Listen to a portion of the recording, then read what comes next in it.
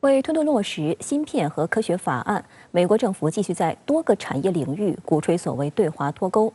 当地时间周五，总统拜登出席俄亥俄州一家芯片工厂的开工仪式时，再次提到中国，称制造复杂的计算机芯片是美国面临的一个国家安全问题。此外，为期2天的印太经济框架部长级会议在洛杉矶结束，14个参与国宣布启动正式谈判。但唯独印度选择退出了其中涉及贸易领域的谈判，暂未签署加入该框架。印太经济框架前景如何？美国这种空手套白狼的招数管用吗？来看分析。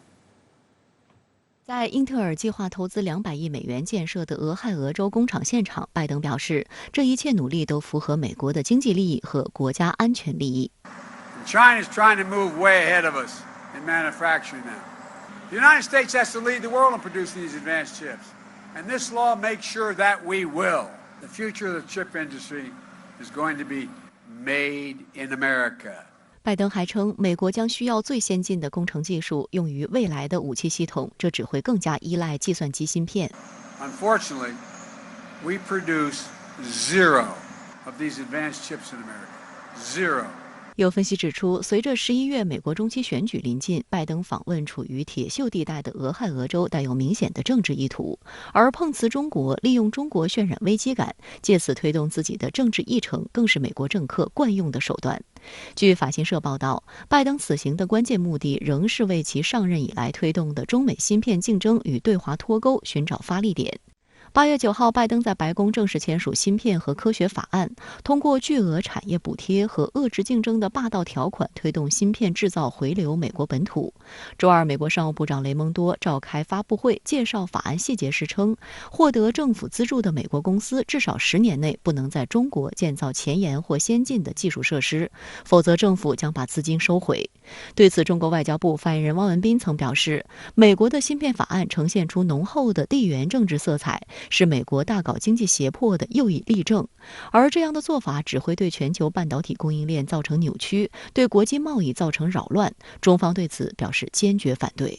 在这方面呢，他其实是希望去打击中国的关键的企业以及相关的产业链、供应链，来去阻碍中国在相关领域的这样一种飞速发展的势头。对于这些方面的这种打击呢，我们可以看到，其实从短时间来看呢，在有一些领域方面呢是有一些立竿见影的效果的，但是从长期来看呢，也加速了我们中国在很多关键科技领域自主创新的这样一种步伐。另据彭博社周六爆料，继芯片法案之后，拜登又准备签署一项行政命令，以帮助扩大美国生物制造产业，而目标据称仍是针对中国。报道引用匿名知情人士的话称，该行政令的内容将包括培养一支训练有素的专业力量，来扩大生物制造的基础设施。报道称，美国国家安全和情报官员极度担心对中国先进生物制造基础设施的依赖，白宫将建议提高美国国内生物制造的水平，最终达到降低价格并加强供应链安全的目标。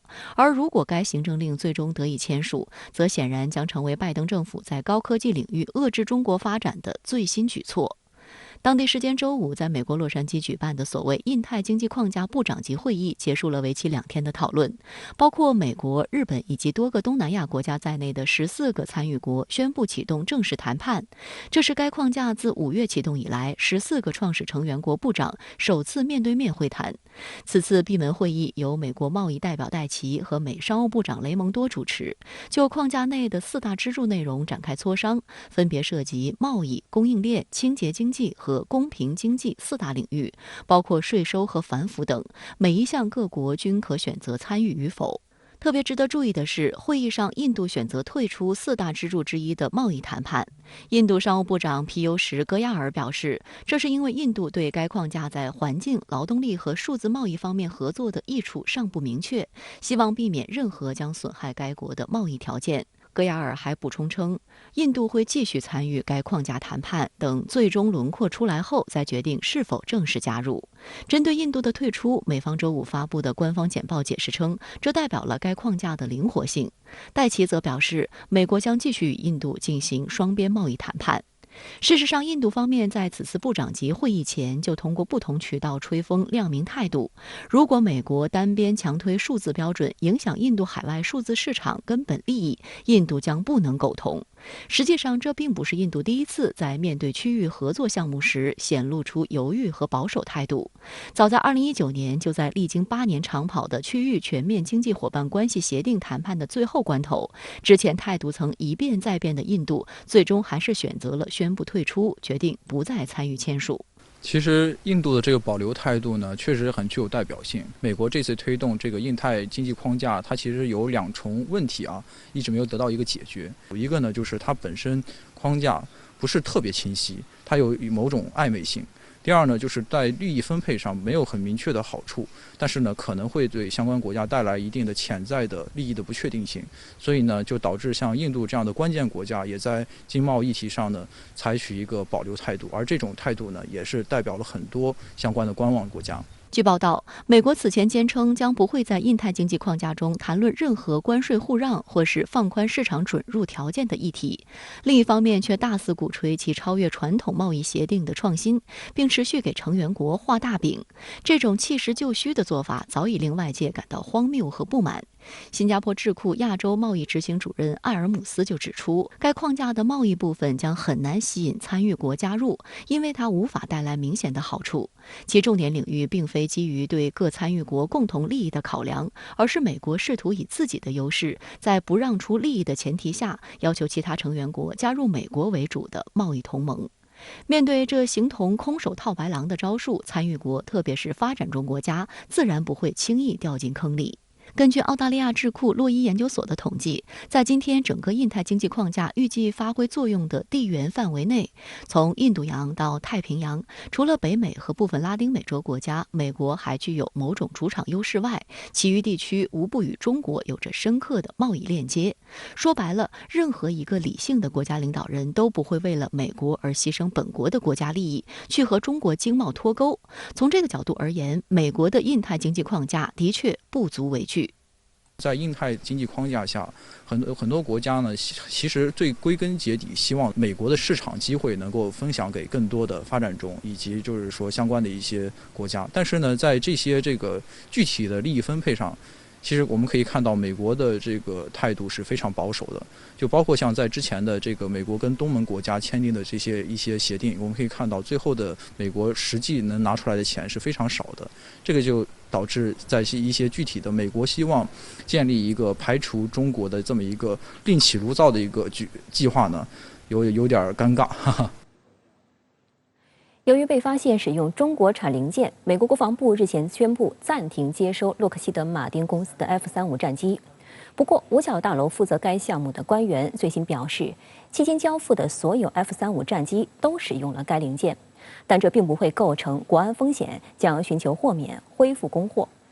分析指，美军想打造完全脱离中国的装备供应链，恐怕根本就是做不到。继续炒作中国制造，威胁美军供应链，多半也只能像这次 F-35事件一样，最终以批准国家安全豁免草草收场。负责采购和维护的美国防部副部长拉普兰特周五在媒体简报会上就此表示，相关调查正在快速进行，他希望该问题能够尽快得到解决。拉普兰特表示，调查人员主要考虑2件事：一是对国家安全是否产生影响；2是对适航性或战机安全性的影响。到目前为止，调查中并未发现相关问题。拉普兰特强调，如果最终的调查确认不存在以上2个问题，他或将签发国家安全豁免，让 F-35生产线重新运转。美国国会山报称，一旦发出豁免，就意味着五角大楼不会在已经交付的飞机上更换相关的部件，并将允许继续交付已经使用这种合金的组装飞机。据此前报道，五角大楼国防合同管理署报告称，美国防部采购的 F-35战机的涡轮发动机中的磁铁使用的合金是在中国生产的，违反了美国法律和五角大楼采购条例。美国防部因此叫停了 F-35的交付。据彭博社报道 ，F-35联合项目办公室周五承认，迄今为止所交付的超过825架 F-35战机中，全部包含中国产零部件。不过 ，F-35联合项目办公室发言人戈梅尔表示，该部件没有技术缺陷，对于 F-35的软件代码也不构成安全风险。该办公室将就此寻求国家安全豁免。这些 F-35战斗机分布在美国以及亚洲、欧洲的很多国家。那么这些已经卖出去的 F-35怎么办？如果要重新更换零部件或者是更换材料，这恐怕是很大的一笔费用。何况总体而言，这些中国生产的材料并不影响它的飞行安全。因此呢，这次他们又提出，是吧？经过研究或者是评估之后呢，依然可以使用中国生产的金属材料和零部件。F-35能够继续飞，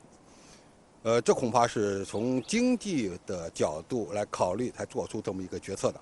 根据美国采购法规，美军相关项目禁止采购和使用中国、俄罗斯等国生产的某些特种金属或合金。但美国报告其实已经多次提到，五角大楼在某些关键资源方面严重依赖中国或俄罗斯，这也包括外界熟悉的稀土制品，例如矿物梯对美国军事工业供应链至关重要，从穿甲弹、爆炸物到核武器以及夜视镜等其他军事装备的生产都需要梯。美国地质调查局2020年的一份报告称，美国国内没有梯矿，中国是最大的梯矿石或精炼梯的生产国，也是美国的主要进口来源。分析指，美媒之前的炒作其实是奔着中国制造影响五角大楼供应链来的，希望推动美军进一步在军工领域与中国脱钩。但让美方措手不及的是，后续调查显示，中国制造对于 F-35项目乃至整个美军装备供应链的影响深远，想要彻底消除中国制造，很可能是根本做不到的事。要知道，中国是目前世界上最大的工业国，而且我们的产业链非常齐全。各种各样的产品都能生产，而且中国生产的产品物美价廉，因此美军这些高端的军用飞机使用中国生产的金属材料和零部件是毫无疑问，而是顺理成章的。何况有一些稀土材料只有中国有，那美军要想用稀土材料只能从中国进口，可以说美军或者是美国要逐渐的适应这样的情况。越复杂的军用飞行器采用中国生产的零部件的可能性会越大。相关话题来连线特约评论员刘和平。刘先生您好。美军 F-35战机采购再闹所谓中国部件风波，五角大楼先是宣称要全面清查，之后又改口称要寻求豁免。那么您对此怎么看呢？看到这则新闻之后，我想拜登政府以及美国军方一定会尴尬得无地自容。要知道，自从特朗普执政以来，美国就在部署要在某些关键性的行业与产业链中跟中国脱钩，尤其是要在国防等领域严格杜绝来自中国的产品。而 F-35无疑是美国最为先进的战斗机，甚至是把它称为美国的国之重器，我觉得也不为过。然而在这样的国之重器当中，居然也使用了产自中国的零部件，而且这一情况是在 F-35已经进行大批量生产、大批量列装之后才被发现的。而更让美方感到尴尬的是，即使发现了生产 F-35战机的洛克希德马丁公司，也没有办法立即杜绝来自中国的零部件，除非他们立即停产 F-35战机。所以最终他们只能唾面自干，说这些零部件并不会影响到 F-35战机以及美国的国家安全。那么这背后可以解读出的信号就是，中美经济早已是你中有我，我中有你的高度互信。中国制造早已在美国的各行各业中无处不在，无孔不入，以至于美国已经是防不胜防，根本就没有办法跟中国制造与中国经济彻底切割。那么很显然，这是过去40多年来中国坚定地致力于改革开放、打开国门所取得的来之不易的成果。而在我看来，这件事情可以带给我们的几点启示就是：第一，面对这一成就，我们首先还是要摆正自己的心态，不要过分骄傲与自得意满。但是一定要更加坚定地树立自己的自信心，也就是要清醒地认识到，经过40多年的改革开放，中国已经离不开世界，包括西方世界，同时世界包括西方世界也已经离不开中国了。第二，面对美国正在部署的针对中国的产业链脱钩与经济封锁行为，我们不可过分悲观，更不要自暴自弃，以为美国老大要孤立我们，接下来我们就只能接受被孤立的命运，只能关起门来过日子。第三，我们仍然要坚定不移地相信，和平发展仍然是当今世界的主题，经济全球化仍然是当今世界的潮流，经济合作与产业链分工仍然是当今世界的大趋势。在这种情况下，只要我们坚定不移地奉行改革开放的基本国策，我们就一定能够跟世界更加紧密地拥抱在一起，未来的世界就将更加离不开中国。美国主导的印太经济框架首次部长级会议闹哄哄登场，印度不但退出其中一项谈判，还和多个其他国家表态，无意在经济上孤立中国。那么您对此有何观察呢？这是一个本来就在我们预料当中的好现象，但是我同时认为，我们也不能因此而就自作多情，以为这些印太国家反对美国在经济上遏制与围堵中国的政策，是在替中国打抱不平。实际上，天下熙熙，皆为利来；天下攘攘，皆为利往。这些印太国家，包括美国在内，他们对待中国的态度，包括对待对方的态度，都是从自身的国家利益出发的，都是为了实现自身国家利益的最大化。对于印度等印太国家来讲，他们提出这些要求，并不是因为他们反对美国倡议的印太经济框架，否则这些部长们就不会浪费自己的时间出席这样的会议。他们只是以此为要挟，要求美国对自己做出更大的让步，而自己则对美国做出尽可能少的让步。印度等国家要求拜登政府对其降低关税，是因为美国对其降低了关税之后，他们就可以在跟中国的产品竞争过程当中获得更多的比较优势，从而更多地抢占美国的市场份额，尽可能地把中国产品挤出美国市场。印度等国家反对在经济上孤立中国，是因为他们企图通过印太经济框架进一步密切跟美国的经贸关系的同时，还想分享中国和平发展的红利，也就是两头的好处他们都想拿。对于美国来说，他们只想通过印太经济框架在印太地区重组出一个专门排挤中国的产业链，而不想对参与印太经济框架的成员来降低关税。因为降低关税不仅意味着美国要放血，而且意味着拜登政府与民主党要得罪美国的企业与美国的劳工阶层。拜登政府只是希望所有参与印太经济框架的国家都自动在中美之间选边站，自觉地站到美国这一边，这样美国就可以在不付出任何成本与代价的情况下，就可以实现经济上遏制中国的战略目标。所以归根结底，大家都在希望别人放血，而不是自己放血。美国拜登政府日前颁布的通胀削减法案，其中对于电动车发展的规定，意在保护美国本土供应链，也将中国排除在外。不过，这一规定波及美国的盟友欧盟和韩国。欧盟表态正在评估这一政策是否违反世贸规则，而韩国舆论指指这一政策是背叛，并有意与欧盟合作，一起反击美国的电动车补贴新政。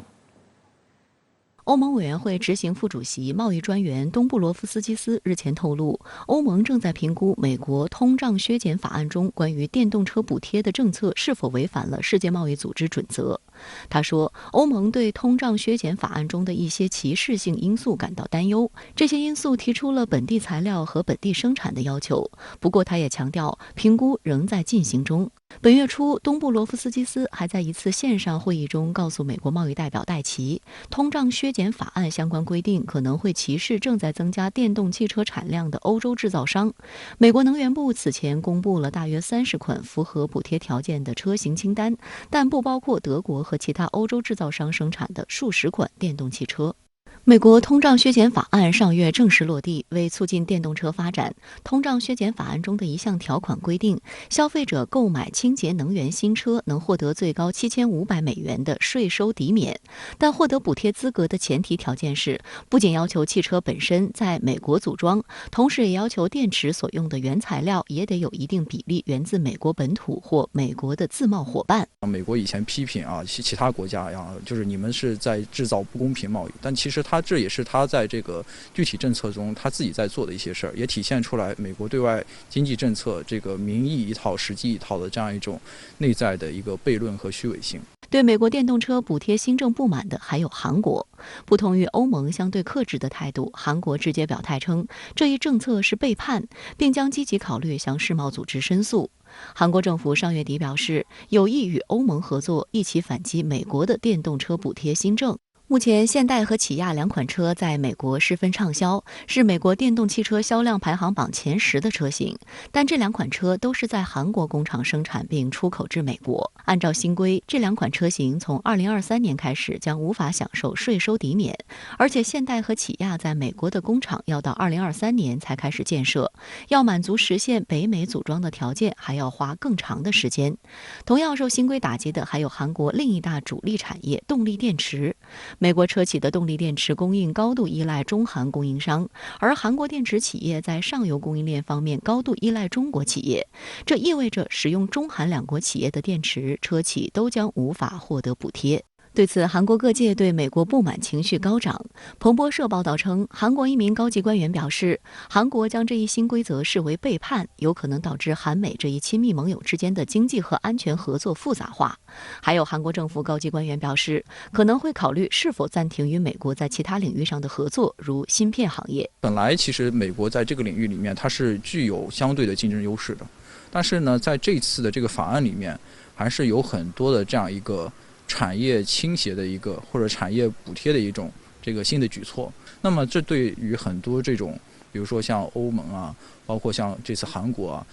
对他们来说都是一个，在他们眼里这就是一种不公平贸易。不过，美国对电动汽车实施地方保护却可能损人不利己。美国汽车行业组织也对这项政策不满，他们抱怨获得优惠的条件过于苛刻，会造成大多数电动车都没有资格享受税收抵免的结果。时代杂志就指出，当前绝大多数矿物、组件和电池都来自中国。美国车企想要拿到这7500美元的补贴，只能通过调整供应链来完成。但由于中国企业在动力电池供应链的多个环节拥有垄断优势，美国企业想重建一套完全不依赖中企的动力电池供应链，付出的成本将十分高昂。有分析认为，在计算美国企业需要为调整供应链付出的时间和资金成本抵消掉新增成本之后，7500美元的补贴已经所剩无几。雄心勃勃的补贴计划最终却有可能白忙一场。美国的保护主义也让中欧新能源合作提速。在7月底通胀削减法案公开之后，中国企业马上放缓甚至暂停了对美国的投资。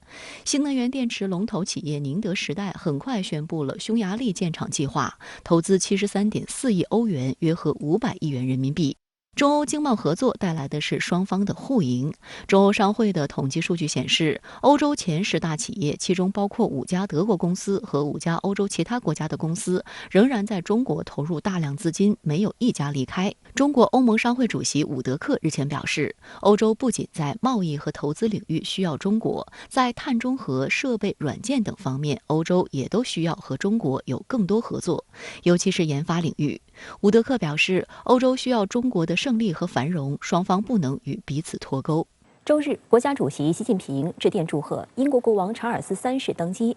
英女王伊丽莎白2世周四去世，享年96岁。现年73岁的王储查尔斯随之继位，并于周六正式登基。英方宣布，英女王葬礼将于当地时间9月19日举行。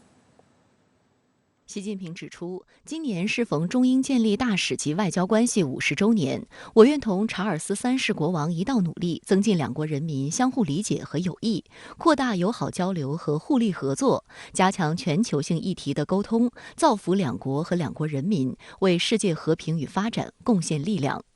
英国女王伊丽莎白2世不幸逝世后，习近平周5就向查尔斯3世致唁电。习近平代表中国政府和中国人民，并以个人的名义对伊丽莎白2世女王逝世表示深切的哀悼，向英国王室、政府和人民致以诚挚的慰问。当地时间周6上午，英国继承理事会宣布查尔斯3世为英国新国王。加冕仪式将在威斯敏斯特教堂举行，由英格兰教会的宗教领袖坎特伯雷大主教主持，日期待定。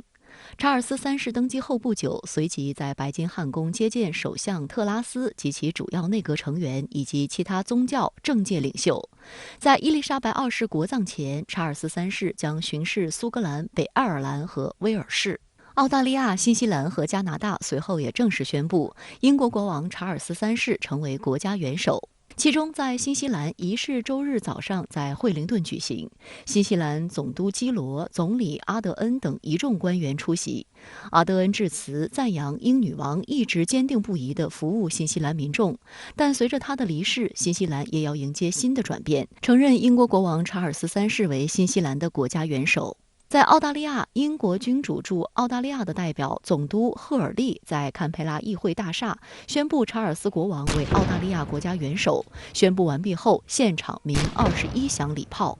而在加拿大首都渥太华也举行仪式，正式宣布查尔斯3世成为国家元首。加拿大总督西蒙及总理特鲁多都出席了仪式。加拿大人普遍对英国王室不太关心，但若要废除君主制，便要修宪，对维系人口3700万说英语、法语及原住民的国家带来风险。除英国以外，英国君主还是包括上述3国在内的英联邦14个国家的国家元首，尽管这一地位在很大程度上是礼仪性的。周6有关英女王伊丽莎白2世的葬礼安排也公布。据英媒报道，女王葬礼将于当地时间9月19日早上11时举行。周4，伊丽莎白2世于苏格兰的巴尔莫勒尔城堡安详辞世后，其灵柩安放在城堡舞厅，橡木棺材上覆盖苏格兰皇家旗帜，上面摆放着花圈。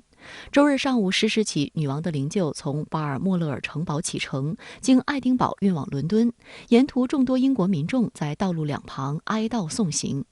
My little girl was born just 8 weeks ago, and I feel really glad that she was born during Queen Elizabeth's reign. Sadly, she won't grow up sort of knowing her in the way I did. I'm here because she reminded me so much of my mum. And I live part-time in Australia and part-time here in UK. So I'm privileged to be here.At this moment. 新国王查尔斯3世下周1将亲自前往爱丁堡进行祈祷仪式。第二天，女王的灵柩将由英国皇家空军接送到伦敦附近的诺霍特机场，再由专车送往白金汉宫。随后，灵柩将于下周3移送至伦敦威斯敏斯特教堂，并停放在灵柩台上，以王旗覆盖，并放上王冠、宝珠及权杖。在本月19号举行国葬前的4日，公众可瞻仰灵柩。Over the coming days and weeks, you will see more places like this established across the country. Some big, some like this one, small, but all places for people to come together, to lay flowers, to reflect and remember a woman who they may never have met, but with whom everyone you speak to feels a deep connection, and with her passing, a deep sense of loss. It's a great loss, great loss. I just hope that Charles can live up to what his mother has obviously instilled in him. That'll be a wonderful legacy for him to carry forward. 英国威斯敏斯特教堂历史悠久，是英国的政治心脏，也是英国国王接受加冕的地方。伊丽莎白2世1953年就是在威斯敏斯特教堂进行加冕仪式，她与菲利普亲王也于1947年在该教堂结婚。另据法新社报道，此次女王国葬将是1965年前英国首相丘吉尔国葬以来的首次。英国安全部门正在规划，预计将是英国史上规模最大的维安和保护行动。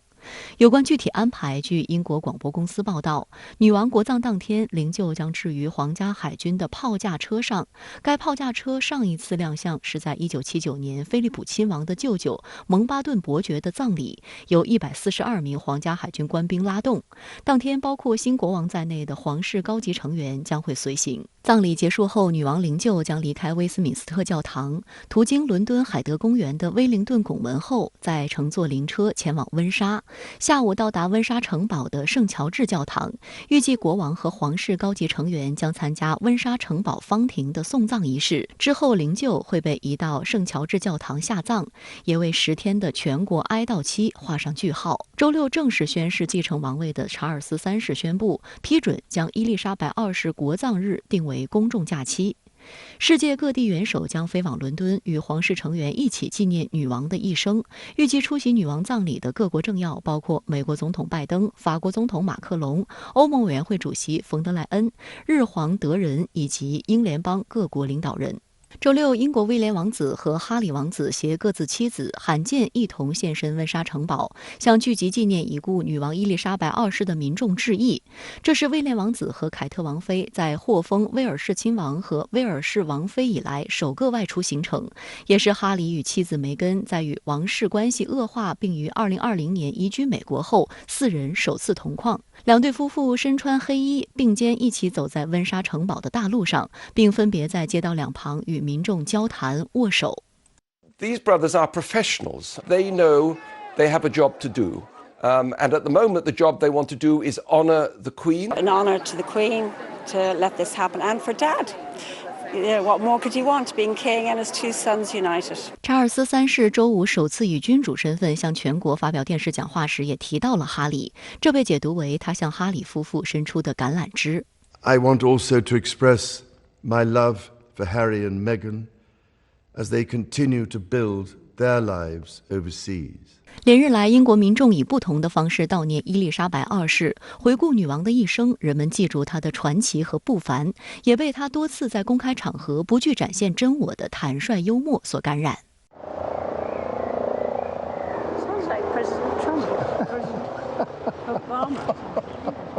在和孙子哈里王子的一段合作视频中，女王也展现出对奥巴马的嫌弃。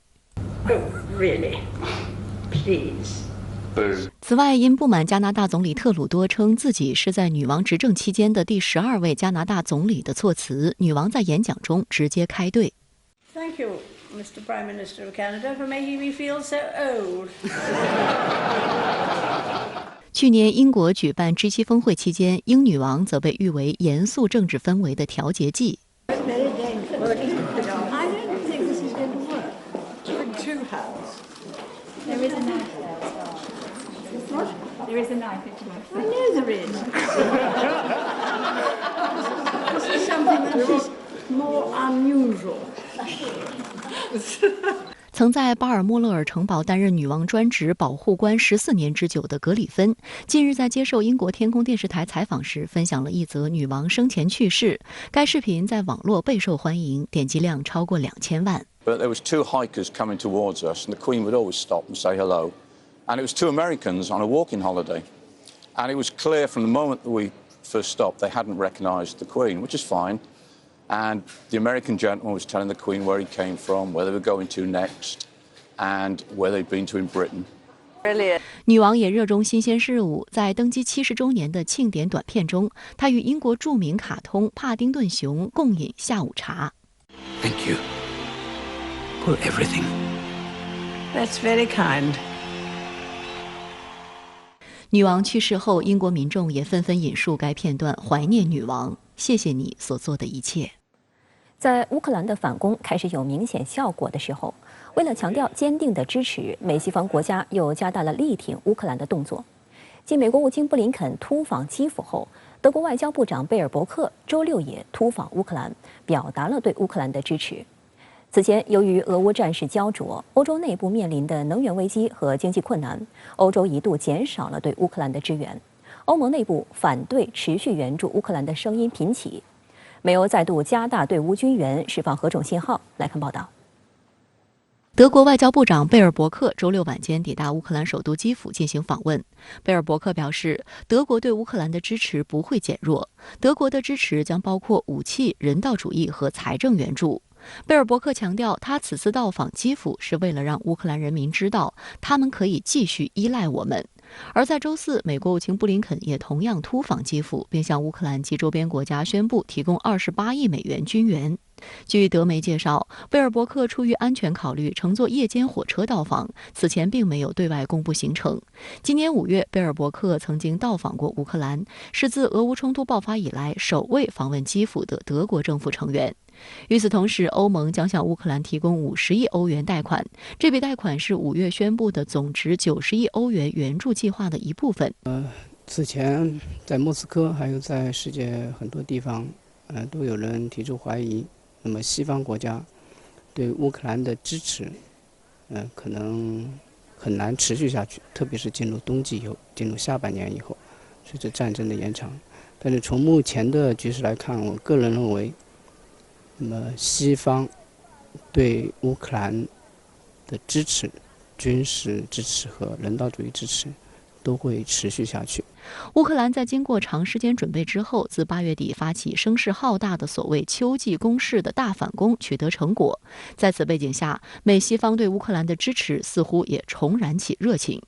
在美国的号召下，向乌克兰武装部队提供援助的50多个国家的代表，周四在德国的拉姆施泰因空军基地召开乌克兰国防联络小组会议，讨论向乌提供更多武器。美军参谋长联席会议主席米莱在会上表示，我们看到乌克兰在使用援助方面取得了实实在在的可衡量的效果。俄罗斯正遭受重大装备和人员的损失，但是战争还没有结束，因此持续帮助乌克兰对他们的生存来说是必要的。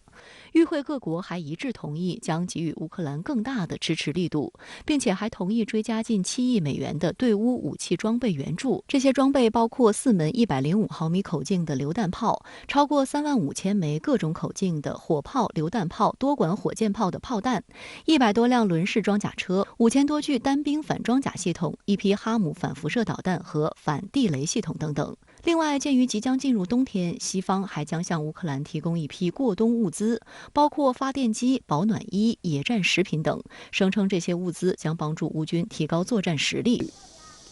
问题的关键是呢，不仅仅是援助的数量，而且主要是援助的质量在提高。比如说，在以前很少向乌克兰提供的一些武器系统，比如说海马斯火箭炮系统，比如说哈姆反辐射、反雷达导弹，像这样一些以前没有向乌克兰提供的这种武器，那么现在也开始随着战争的进展向乌克兰的提供。所以我们在关注数量的时候，可能还要关注这个武器的质量，提供武器装备的这个水平。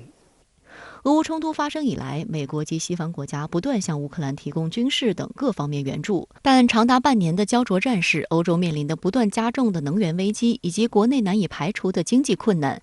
自4月底以来，欧洲国家对乌克兰的军事援助数量呈下降趋势。德国、英国、法国、波兰等主要援助提供的欧洲6国，甚至在7月期间没有向基辅提供任何军事支持措施。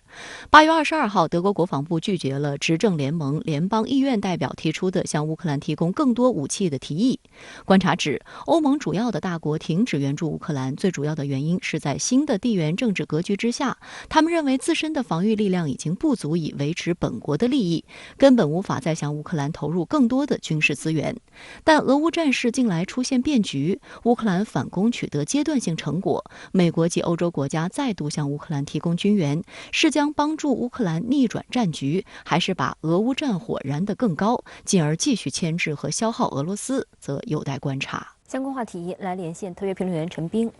陈先生您好。乌克兰军队在东部大反攻，夺回重镇伊久姆控制权，而俄军宣称是主动撤退，战术重组。那么您怎么看呢？主持人好。从8月中旬开始呢，乌军就宣称对南部的赫尔松战线反攻，但是呢一直没有取得进展。但是突然间呢，在乌克兰东北部取得了进展，夺取了伊久姆和库皮扬斯克2个战略要地，面积呢是1000平方公里。对此呢，俄罗斯不否认，并说呢，放弃这些战区是战略撤退，俄军呢将集中兵力去完成解放顿巴斯的既定目标。我们呢可以从2个方面去看这最新的战况。从乌克兰角度看呢，可能是采取了深南击东的策略，虽然呢一直说要反攻南部的赫尔松地区，但是呢却在东北部发动了进攻，还取得了一定的胜利，夺回了1000平方公里的失地。那么从俄罗斯的角度看呢，为了保卫顿巴斯的战果，把东北部的兵力调到顿巴斯，所以呢就用战略撤退来形容。当然呢，也不排除俄军呢是被乌军牵着鼻子走。俄军呢为了加强南部的防守，结果呢丢了东北部的防区。不过呢，这和4月份俄军从基辅撤退一样，这一次的战略撤退似乎呢也有点力不从心的味道。毕竟呢，俄罗斯面对的是西方40国，而不是乌克兰1国。战争打了半年多，这俄军的武器弹药呢消耗也是够严重，而美西方呢在源源不断的为乌军供应军火，包括一些先进的武器。那么加上呢，俄罗斯对欧洲断气，给欧美团结带来了很大的影响，也不排除呢美军加强对这个乌军的这个情报提供和战术指挥。那么据这个《纽约时报》的最新披露呀，这个美军呢给乌军提供了更详细的情报，包括这个俄军的这个指挥部和弹药车，并且呢对乌军反攻计划加以指导。所以不难看出，乌军的反攻呢还是比较有效。至于说俄军是不是在憋大招，等待冬季来临时进行大兵团作战，一举攻克这个乌军的主要堡垒，长驱直入，还有待观察。从俄军的2次战略撤退看呢，这个俄军的兵力也比较有限，所以说呀，这俄军呢要完成预想的战略目标呢，有可能呢要突破常规战争，采取新的战术战法。俄罗斯的一些新式武器呢还没有大规模的上阵，比如说匕首和锆石2种这个超高音速导弹，只是小试了一下锋芒。要是大批量的送到战场，可能呢会改变战况战局。欧美都在持续援助乌克兰，而乌克兰总统的口气也越来越大，宣称要收复克里米亚。那么您认为俄罗斯会如何回应呢？俄罗斯的反击之策呢，到现在还不明朗。我们所知道的是，俄罗斯说呢要冻死欧洲，通过切断对欧洲的天然气供应，让欧洲人呢这个反对自己的政府，进而呢先顾及本国的事，再去考虑乌克兰事态。而在军事方面呢，人们都猜测呀，这个俄军可能在憋大招。有些人还说呀，现在呢从乌克兰东部撤退是为了诱敌深入，钻进口袋里以后呢，然后关门打狗，一举歼灭。不过呢，从俄罗斯的经济实力看，能否与美欧40国打持久战，还是需要加把劲的。现在呢，欧美在加强对乌克兰的军援，美国国务卿和德国外长都去了基辅，随身携带的呢是军费和武器。估计啊，英国首相特拉斯也很快会去基辅。这些都说明呢，美西方会竭尽全力的去支持乌克兰与这个俄罗斯呢进行决战。因为呢，地球人都知道，乌克兰失败了，那么俄罗斯掌控了顿巴斯地区，也就意味着美西方的失败，意味着美国的衰落，国际发言权呢会大大的丧失。那么就不排除呢，美西方呢会拼死拼活的去支持乌克兰。但是呢，俄罗斯是核大国，核威慑呢也是足够强大，美国呢也是相当的谨慎。俄乌军事冲突呢是一场新的冷战，不仅有军事行动，还包括经济战、信息战、舆论战。俄罗斯呢在经济战中已经表现出大国应对的智慧，西方呢那么严厉的制裁也没让俄罗斯倒下。所以说呀，这俄罗斯的反击策略呢，肯定不会仅仅是一个断气，不会靠天吃饭的，靠这个冬天呢来维持战场成果。这一场新冷战呢会持续好几年，但是我估计啊，这今年的冬天呢是个坎儿，无论对欧洲还是对俄罗斯都是严峻的考验。也许呢，到明年的2、3月份，俄乌局势才会有个眉目，起码呢可以看出大致的一个趋势。现在呢，没有人能够说得出俄乌局势怎样变化，包括美国总统拜登也说不准的。